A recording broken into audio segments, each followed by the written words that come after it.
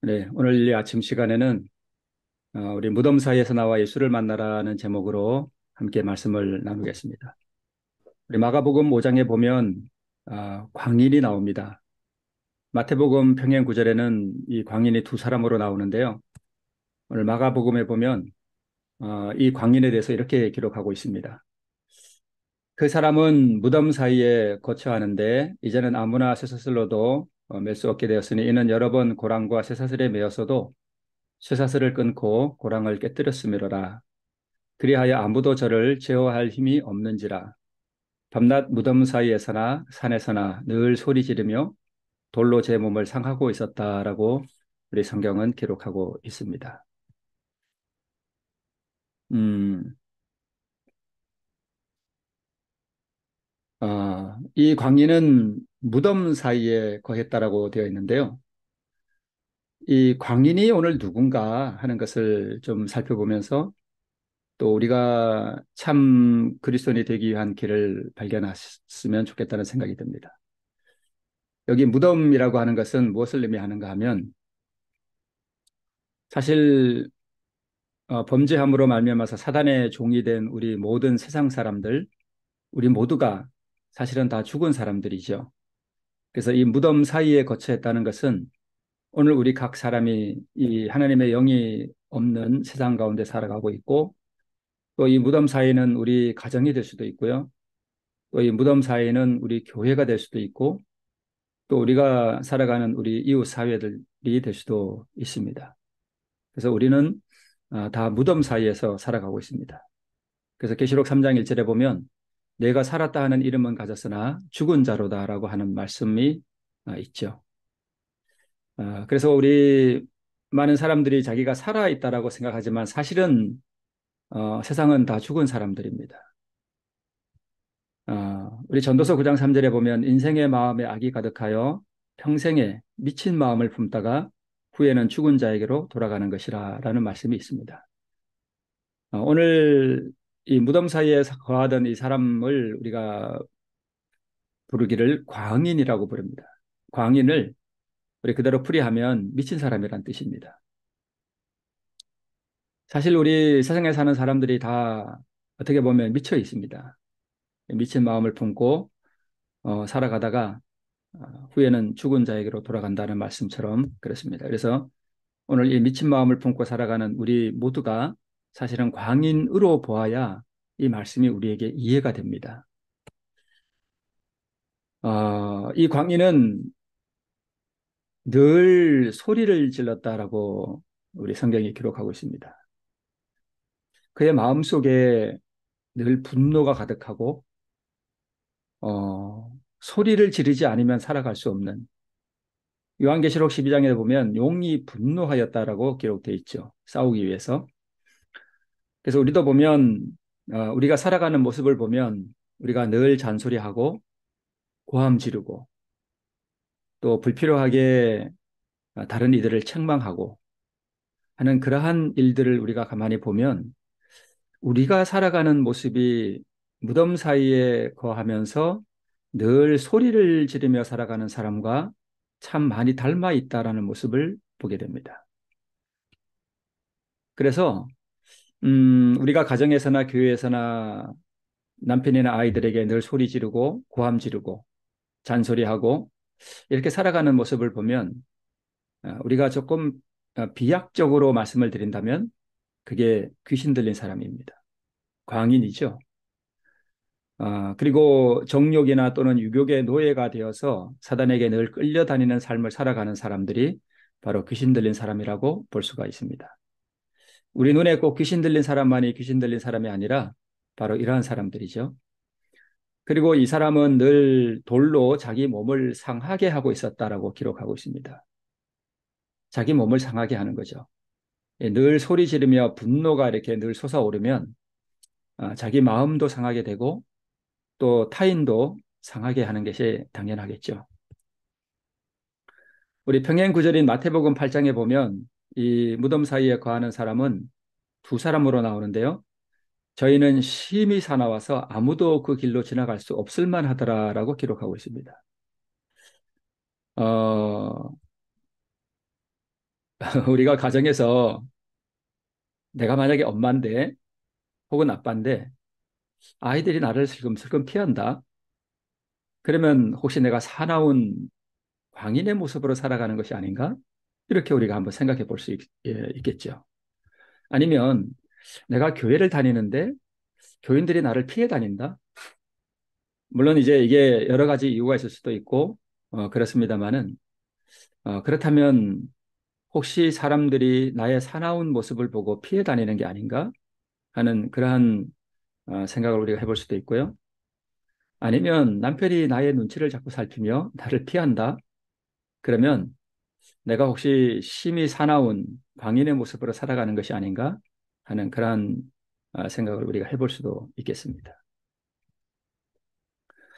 그다음에 이 광인은 그 고랑은 이제 여기 나오진 않습니다만 본문에 나오죠. 고랑은 이 착고를 말하는 것이죠. 이 고랑과 쇠사슬로 자기를 이렇게 늘 묶었습니다. 물론 다른 사람이 묶었겠죠. 본문에 의하면. 그런데 이 광인이 고랑과 쇠사슬로 이렇게 묶였다라고 하는 것이 무엇을 의미하는가 하면 어,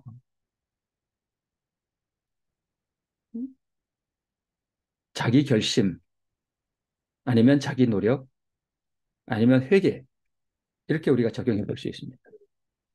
우리가 보통 광인 그러면 나와 관계없는 사람으로 이해할 수 있는데요. 우리가 이 광인이 무엇을 의미하는가를 이해하려면 이 광인이 그리스도인으로 보아야 됩니다. 그러니까 이 사람은 어떤 사람인가 하면 여러 번 고랑과 쇠사슬에 매여서도 그것을 끊고 또 그것을 어,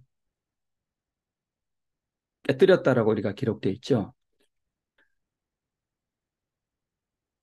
그래서 이 광인이 뭘 의미하는가 하면 율법주의자예요.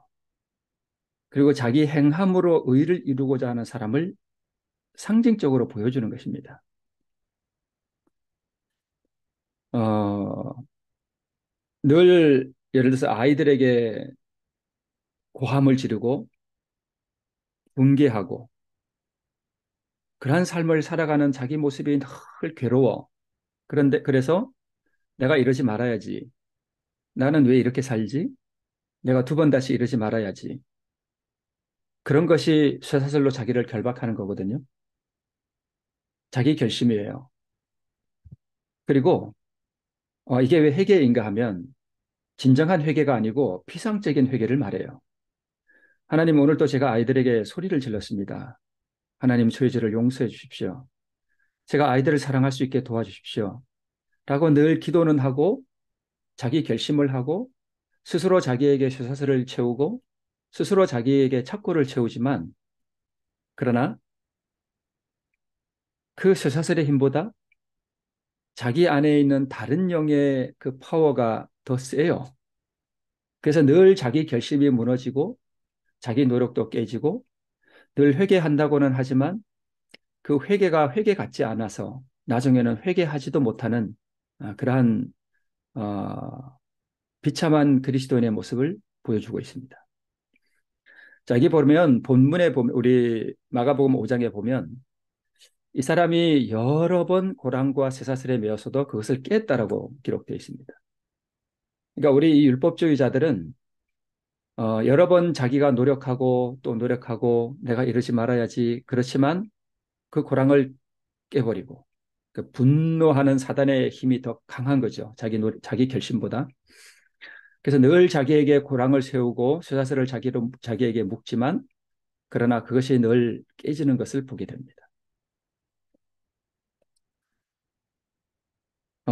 인간은 스스로 율법의 요구를 이룰 수가 없습니다. 그렇지만 이 율법주의자는 또 쇠사슬로 자기를 늘 묶으려고 합니다. 그런데 이 죄의 권세가 너무 강하기 때문에 나의 노력으로 율법의 의를 이룰 수가 없습니다. 그래서 이 광인의 이 모습을 보면서 성령께서 우리에게 하시는 말씀을 우리가 좀 이해해 볼 필요가 있습니다. 성령께서 이런 사람들에게 뭐라고 말씀하시는가 하면 얘야 그거 다 소용없는 일이야. 너의 결심과 너의 노력과 또 스스로 너에게 고랑을 채우고 쇠사슬에 매이는 그 자기 결심, 자기 노력, 그거 다 소용없는 일이야. 죄의 권세가 얼마나 강한지 너의 힘으로 착고를 채우고 쇠사슬에 매이는 그것이 너를 구원할 수 없어. 너를 제어할 수 없어. 라고 하는 것을 우리에게 늘 말씀해 주시는데 우리는 많은 사람들이 이걸 잘 몰라요.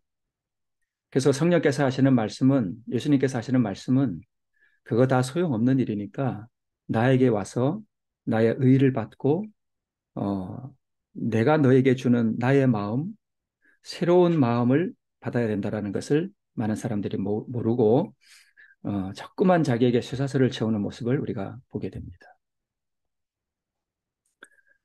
여기서 제어할 힘, 이 광희는 착고와 쇠사슬로 늘 묶었지만 여러 번 그것이 깨졌습니다. 죄의 권세가 자기 결심보다 더 강한 거죠. 그런데 이 광인을 제어할 수 있는 힘은 쇠사슬이나 고랑이 아니라 예수 그리스도라는 사실이에요. 그리고 그분의 의가 자기를 굳이 쇠사슬이나 고랑에 묶지 않아도 자기 안에 예수 그리스도가 임재하시면 그리고 그분의 의가 내 안에 거하게만 할 수 있다면 우리는 우리 안에서 일어나는 늘 소리 지르며 살아갈 수밖에 없는 그 파워를 제어할 수 있다는 사실을 우리에게 가르쳐주고 있습니다. 사실 이제 거라사 지방의 이 광인을 예수님께서 만나기 위해서 그 전날 밤 갈릴리 바다를 제자들과 함께 배를 타고 건너오게 되는데요. 똑같은 현상이 바로 그 전날 밤 바다에서도 있었습니다. 제자들이 예수님과 함께 배를 타고 건너갈 때 풍랑이 일었습니다. 그것을 성경은 광풍이라고 묘사하고 있습니다. 미친 바람과 미친 사람 똑같은 어, 경우입니다.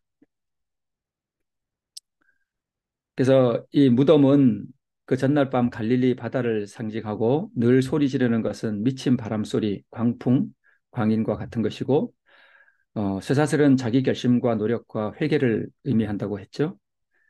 광풍이 일어났을 때 그 전날 밤에 이 제자들은 예수님에게 달려가지 않고 자기들의 힘으로 그 배를 제어해서 어떻게든 해안가에 다다라 보려고 노력을 해봤는데 그게 다 무용지물이었습니다. 그래서 배를 제어하려는 노력과 쇠사슬과 이 착고는 다 같은 것을 의미합니다. 마찬가지로 바다를 제어할 힘도 예수 그리스도에게 있었습니다. 그분께서 일어나셔서 잠잠하라 고요하라라고 말씀하셨을 때 마음에서 일어나는 그 풍랑과 그 분노가 어, 잔잔하게 되었죠. 쇠사슬에 자신을 매는 것은 스스로 어둠과 싸우려는 것이고요.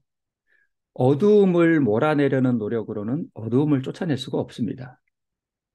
그러니까 이 광희는 그 어둠을 몰아내려는 노력으로 자기에게 쇠사슬과 착고를 채웠지만 그것으로 그가 그 사단의 권세를 이길 수는 없었습니다.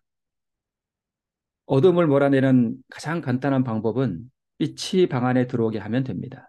그러면 그 빛이 어둠을 몰아냅니다. 그래서 늘 실패하며 늘 소리 지르며 또 자기의 변화되지 않는 모습을 통해서 또 고민하고 어, 고뇌하는 그러한 그리스도인들은 어둠과 싸우려는 노력을 포기하고 의의 빛을 받으면 됩니다. 우리가 어떻게 그것을 받을 수 있는가? 어,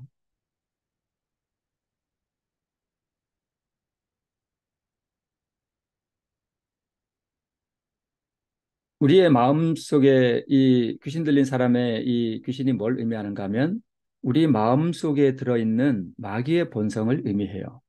그게 늘 우리에게서 죄를 밖으로 끌어내기 위해서 그것이 역사하거든요. 우리가 누구의 제어를 받고 있는가? 성령의 제어를 받고 있는가? 아니면 귀신의 제어를 받고 있는가? 하는 것은 우리가 늘 소리 지르며 살아가고 있는가? 아니면 우리의 마음속에 있는 악의 본성이 성령의 역사하심에 의해서 제어를 받고 있는가 하는 것을 보면 우리가 알 수 있습니다.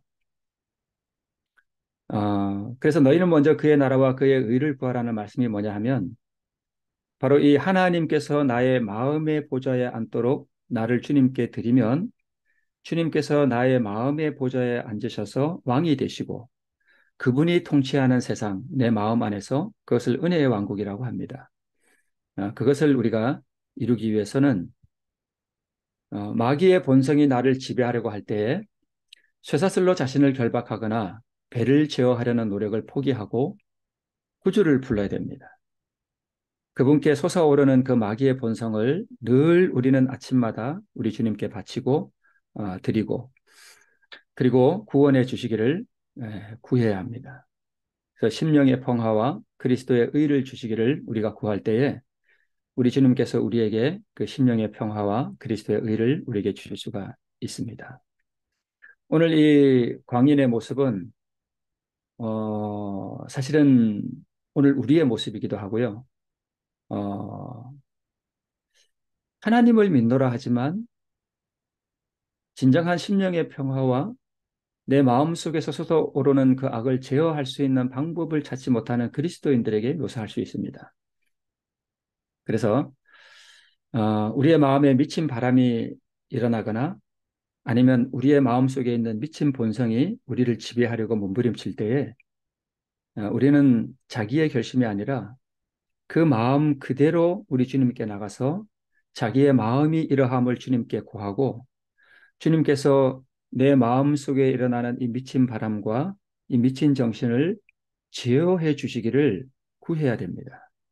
내가 하는 것이 아니라 그분께서 오셔서 내 안에서 그 일을 이루어 주시도록 나를 그분께 드리는 것이 우리가 이 마귀의 본성으로부터 구원함을 받는 방법입니다. 그래서 우리는 무덤 사이에서 나와서 오늘 나를 구원하기 위해 오시는 예수 그리스도를 그렇게 만날 필요가 있습니다. 이러한 삶을 사는 것이 우리가 진정한 그리스도인이 되는 방법입니다. 늘 아침마다 이 일을 위해서 자신을 하나님께 바치고 하나님께서 나를 이끌어 주시도록 우리가 하나님께 우리 자신을 드리시기를 간절히 바랍니다. 네, 오늘 이것으로 말씀하시겠습니다.